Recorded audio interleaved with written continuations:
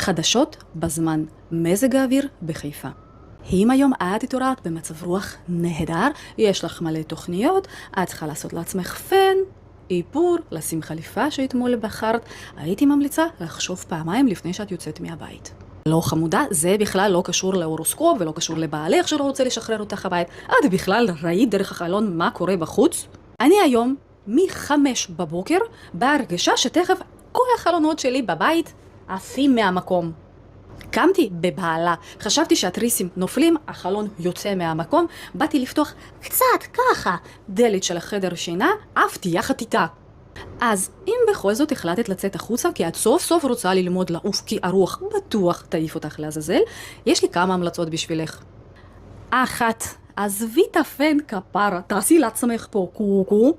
לא צריך להתאפר, כמו אומר בעלך, את תמיד יפה גם בלי האיפור.